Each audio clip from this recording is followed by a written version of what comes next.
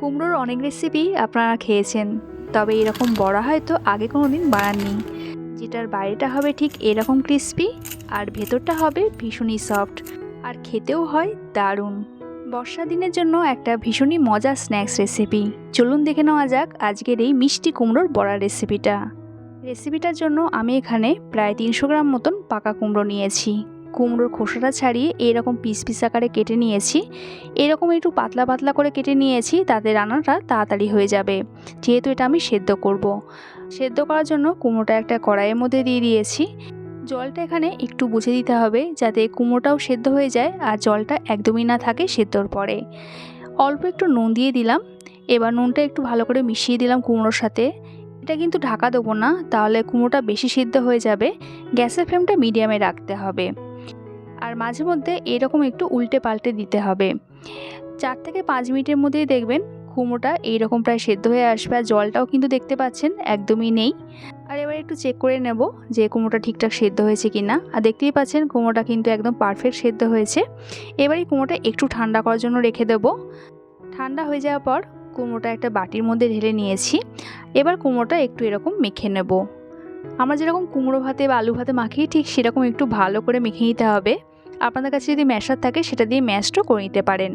এবার এর সাথে কিছু উপকরণ মিশিয়ে নেব। সবার প্রথমে এখানে দিয়ে দিচ্ছি একটা ছোট বাটির 1 বাটি আটা। এরই সাথে ওই বাটির 1 বাটি চালের গুঁড়ো দিয়ে দিলাম। এখানে একটা কথা বলি, আপনারা যদি বড়াটা একটু ক্রিস্পি খেতে চান তাহলে চালের গুঁড়োটা 1 বাটি দেবেন। যদি একটু নরম খেতে চান তাহলে হাফ বাটি চালের গুঁড়ো দেবেন।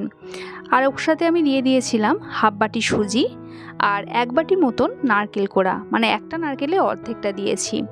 আর যে বাটি মেপে আটা নিয়েছিলাম সেই বাটিরই 1 বাটি চিনি দিয়ে দিলাম এখানে। এবার এগুলো সব কিছু মেখে নেব।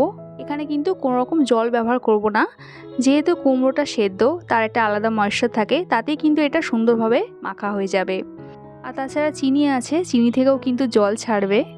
আর যেহেতু এখানে সুজি আছে, চিনি আছে, তাই একটু সেট হওয়ার জন্য আমি ব্যাটারটা একটু ঢাকা দিয়ে রেখে দেবো।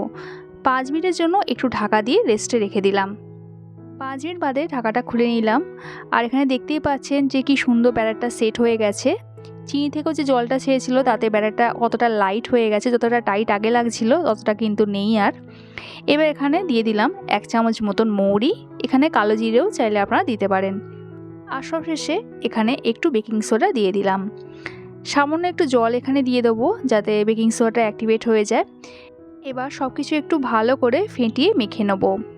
যেহেতু বেকিং সোডা আছে, ব্যাটারটা কিন্তু আরও লাইট হয়ে যাবে, ঠিক এই রকম হয়ে যাবে। যদি ব্যাটারটা একটু টাইট মনে হয় তাহলে আপনারা একটু জল এখানে অ্যাড করতে পারেন, তবে 2 থেকে 3 চামচের বেশি কিন্তু জল অ্যাড করবেন না, কারণ ব্যাটারের থিকনেসটা ঠিক এরকমই একটু কিন্তু টাইট মতন হবে। এবার আমি ভাজার জন্য এখানে সাদা তেল ব্যবহার করছি, তবে সর্ষে তেলও কিন্তু এই বড়াগুলো ভাজতে পারেন, তাতেও কিন্তু টেস্টটা খুব ভালো আসবে। তেলটা কিন্তু খুব ভালো করে আগে গরম করে নিতে হবে। ঠান্ডা তেলে কিন্তু একদমই বড়াগুলো ছাড়া যাবে না, তাহলে কিন্তু বড়াগুলো ভেঙে যাবে। তেলটা ভালো মতন গরম হয়ে যাওয়ার পর গ্যাসের ফ্লেমটা লোতে রেখে এরকম একটা একটা বড়ার আকারে ছাড়তে হবে। একটু এরকম ছোট ছোট সাইজে ছাড়বেন, কারণ যেহেতু এখানে বেকিং সোডা আছে, বড়াগুলো কিন্তু সাইজে একটু বড় হবে, একটু ফুলবে। সবগুলো বড়া ছেড়ে দেওয়ার পর 1.5 থেকে 2 মিনিট কিন্তু একদমই হাতাখুন্তি দেবেন না, তাহলে কিন্তু বড়াগুলো ভেঙে যেতে পারে। একটু সেট হয়ে যাওয়ার পর তারপর এরকম উল্টে পাল্টে দিতে হবে।